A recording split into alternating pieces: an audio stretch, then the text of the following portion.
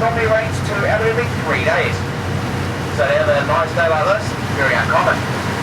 But we only have 2 permanent waterfalls here, and the first one is right there.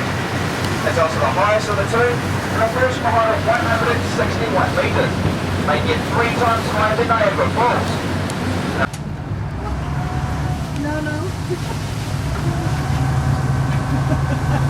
Is it too wet out there?